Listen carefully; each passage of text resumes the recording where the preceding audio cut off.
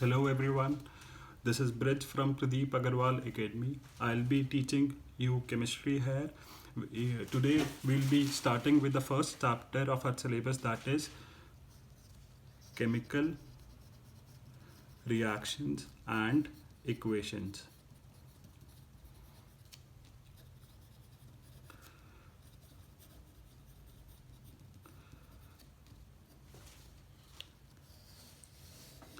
In this chapter we'll be dealing with chemical reactions and their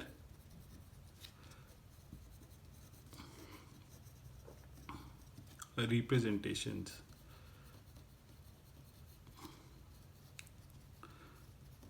For the first half.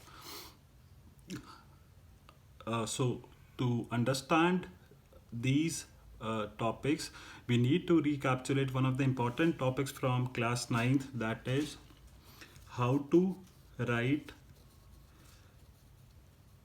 chemical formulas. This is important because without writing the correct chemical formulas, we'll not be able to do the balancing of the chemical reactions. Okay, so we'll be dealing with the basic rules, the different types of species that are to be studied here in chemistry. So the first topic that we are going to study here is valency. Now what is valency? Valency is the combining capacity of any substance, be it an element or an ion. We'll be studying how to calculate the valency for an element or an ion. Okay, so let's start with calculating the valency of an element.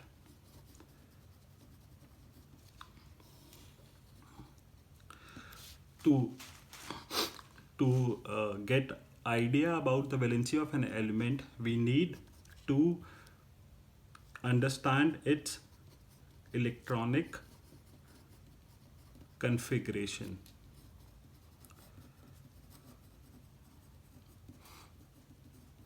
That is the distribution of electrons.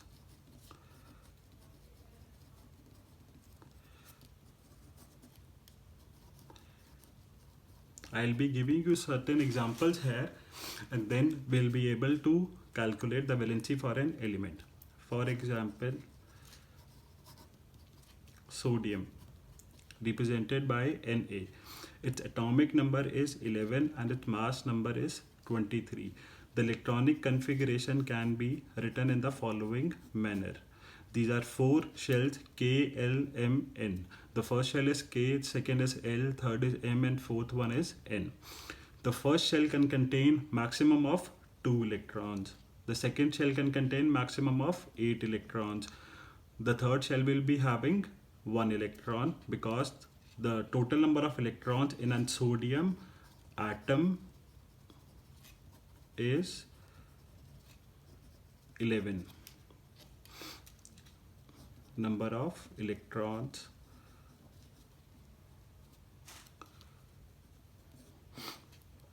therefore the following distribution can be made. We can similarly do for other elements as well. For example, magnesium, the mass number is 24 and the atomic number is 12. The electronic configuration can be written as 282. And the same note, for example, we write for chlorine, the mass number is 35. The electronic configuration can be written as 287. The third shell can have maximum of 7 electrons.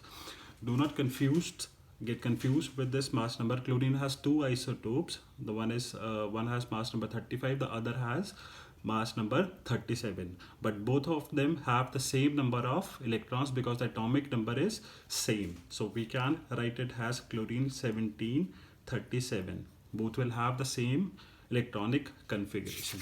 So in order to calculate the valency of an element, we need to analyze the number of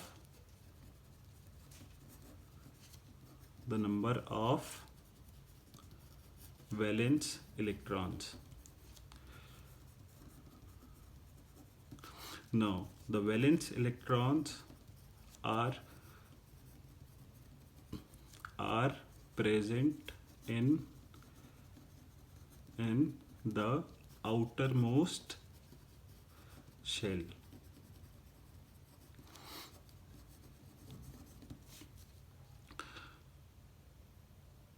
For example, as we saw in case of sodium, the outermost shell is M. Therefore, the number of electrons in M shell is equal to 1. Magnesium, the outermost shell is also M. The number of electrons are equal to 2. In chlorine, the outermost shell is also M. The number of valence electrons are equal to 7. And hence, we can calculate the valency according to the following rules.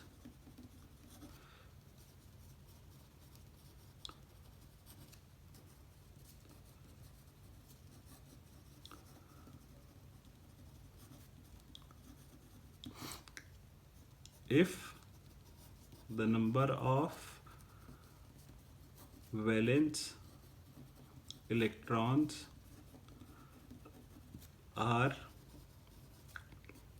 1, 2 or 3, then valency is also 1, 2, 3 respectively.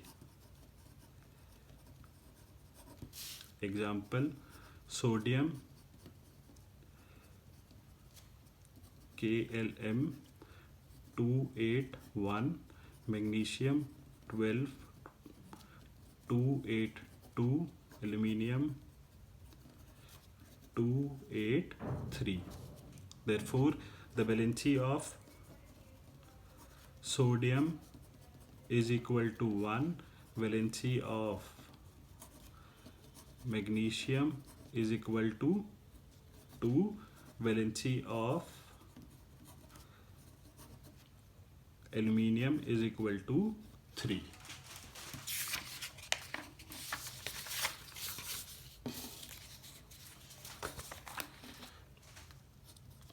If the number of valence electrons are 5, 6, 7, then the valency is equal to 8 minus number of valence electrons. For example, chlorine KLM 287, therefore valency is equal to 8 minus 7, that is equal to 1. Oxygen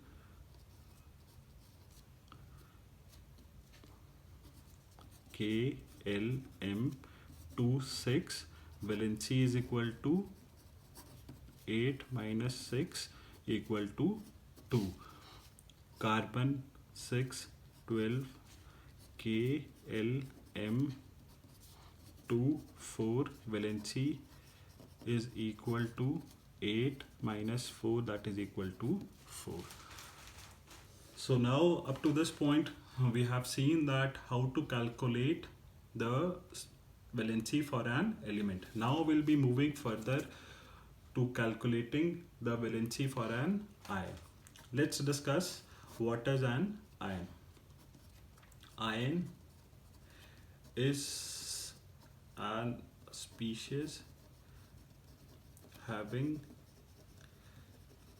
a net positive or negative charge. Uh, there are two types of ions.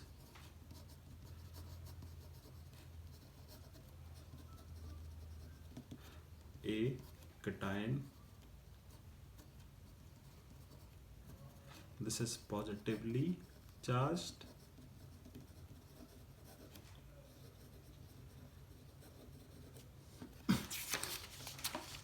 and the other one is anion.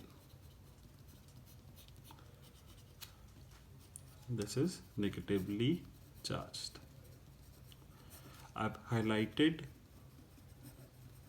an alphabet from both of these names so that you can easily remember what is a cation and what is an anion. Okay. To calculate the valency of an ion, we just need to look at the charge. The valency of an ion is equal to its charge. Okay. Now we'll be going further with different types of ions. Okay. Now we'll be dealing with the valency of ions. Okay. Now let's study this. Okay. The ions are of two types. One is monoatomic and the other one is polyatomic. Monatomic means containing only one atom. Polyatomic means containing more than one atom. For example, Cl negative, chloride ion, Na positive, sodium ion, F negative, fluoride ion. And here we can discuss examples. For example, CO3 2 negative, carbonate ion,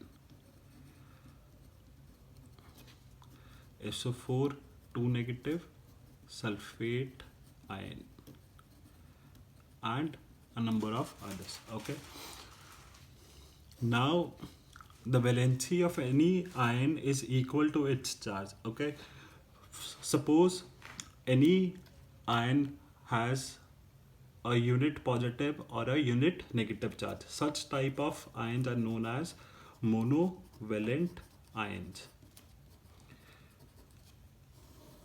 because they have unit positive or negative charge.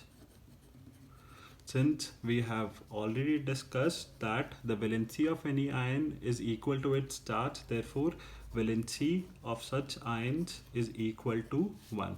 We'll be discussing here a number of ions, monovalent ions. Example, sodium, Na positive, sodium ion, Li positive, lithium ion, K positive, potassium ion,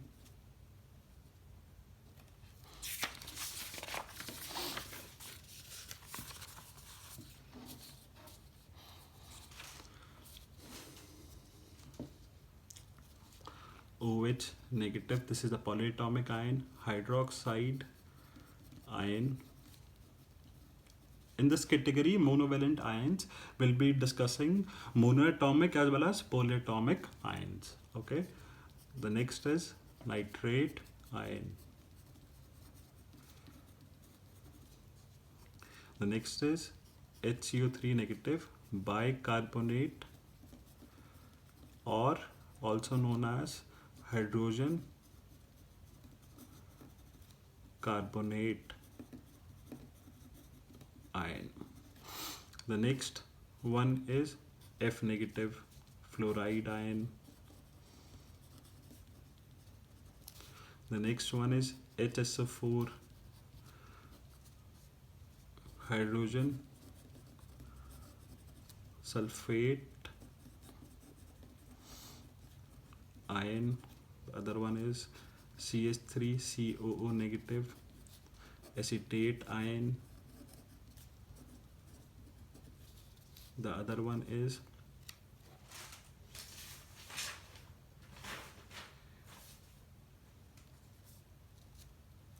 I negative iodide ion. MnO4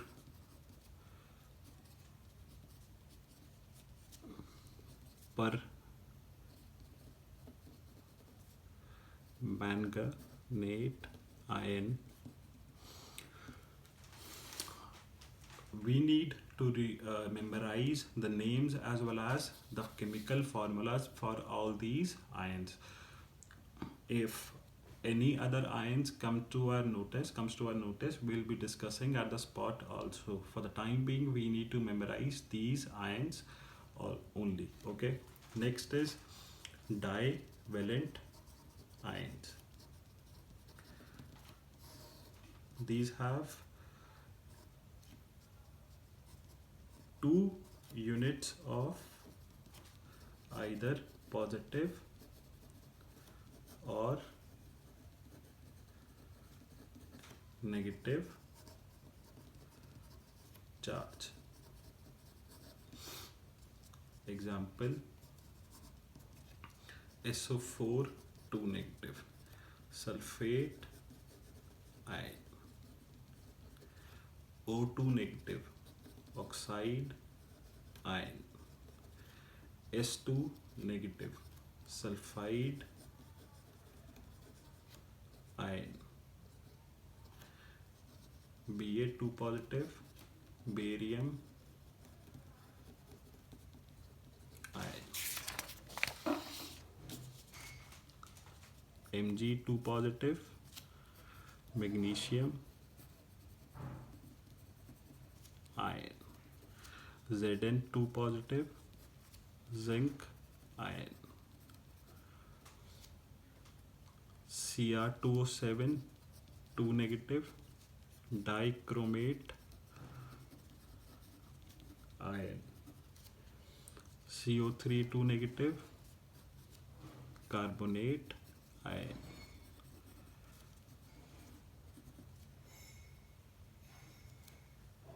Now we'll moving over with trivalent ions. Here we'll be having 3 units of positive or negative charge. Example, Al3 positive, aluminium ion. Next is PO4 3 negative, phosphate ion. Next is N3 negative, nitride ion.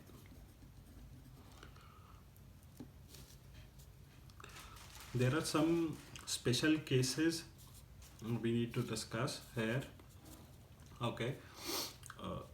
First of all, there's one aspect of valency that we need to talk about, that valency is always a positive value. So do not confuse valency with charge over an ion. For example, carbonate ion has 2 negative charge, therefore the valency is only 2. We don't have to write 2 negative or 2 positive anywhere. Okay, do not confuse valency with the charge over an ion. Certain cases, we have some metals which can show variable valency. For example, Fe, iron, it can show Fe2 positive as well as Fe2 3 positive. Therefore the valency in this case will be 2, and this case will be valency will be equal to 3. Therefore, okay. And in case of copper, another case, copper can show Cu plus and Cu2 plus. Valency in this case will be 1, valency in this case will be 2. Okay, there are special names that are given to the compounds found by these metals that show variable valency. We need to remember that how to name such compounds. For example, iron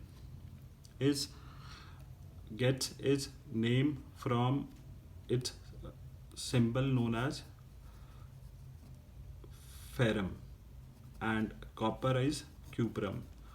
So we add IC and OUS for the two different types of charges. Okay, the IC is added in the case with higher charge.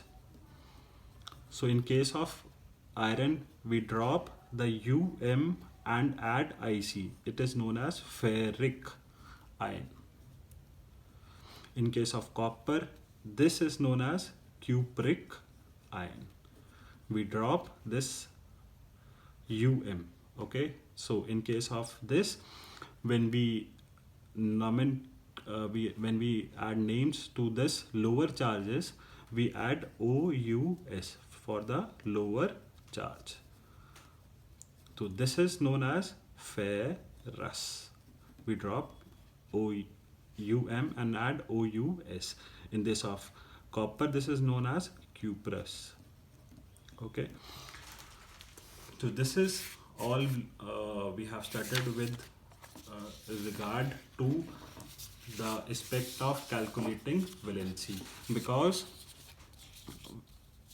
before we start writing formulas, we had to have knowledge about the valency of any substance. Okay, so let's start with writing formulas.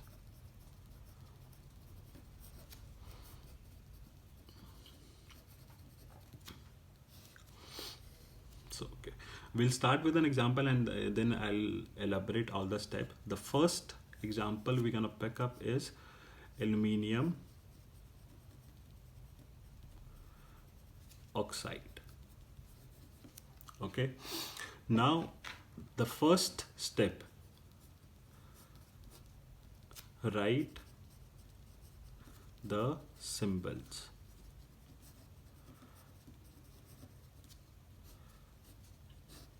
Now aluminium ion can be written as Al3 positive, oxide ion can be written as O2 negative. Okay, then step 2,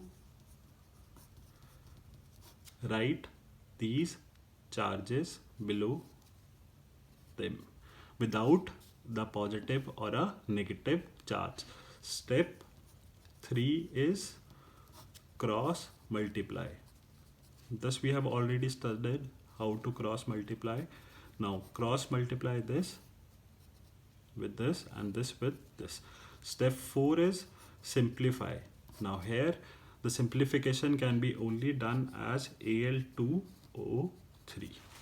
So you can understand how we wrote this formula. The second one is potassium nitrate.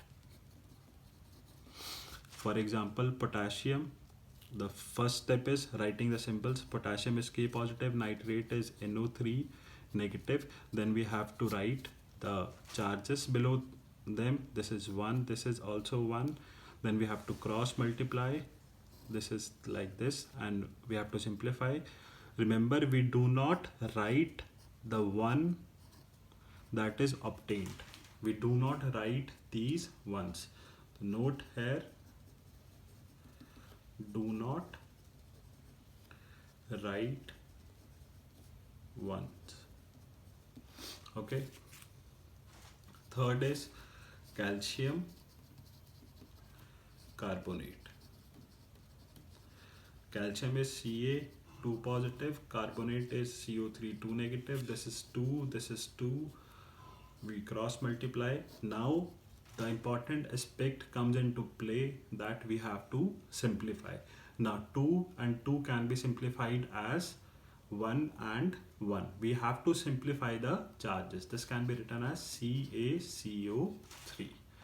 So here also an important note, simplify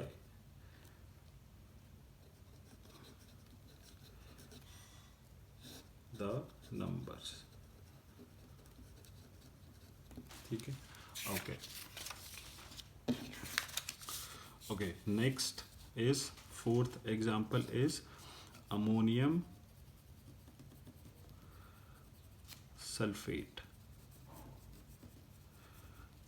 Ammonium is NH4 positive, sulfate is SO4 2 negative.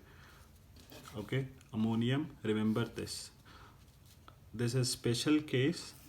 We need to remember ammonium is a cation. Okay,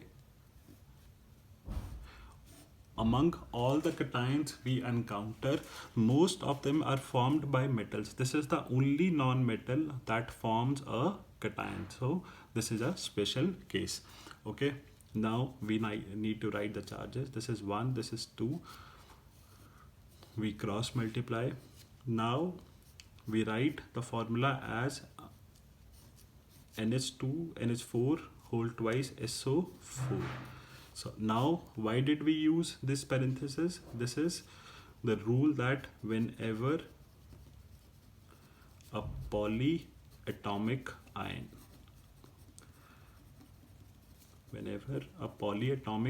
I'll be highlighting this, is present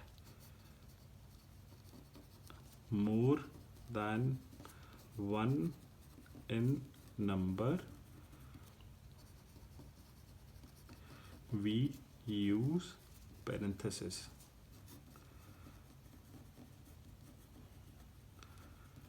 Okay, the next one is on the same note. We can discuss others also. For example, aluminium chloride.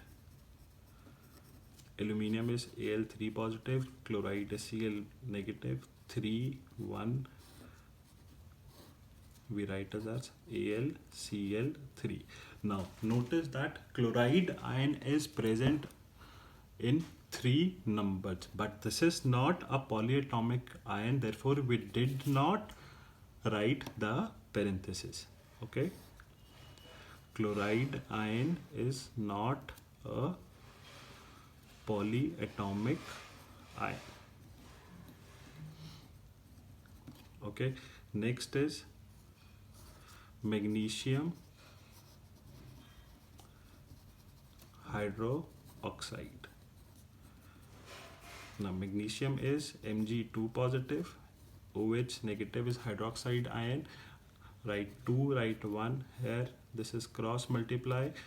Now since OH negative is present 2 in number, therefore we need to use parenthesis. Okay,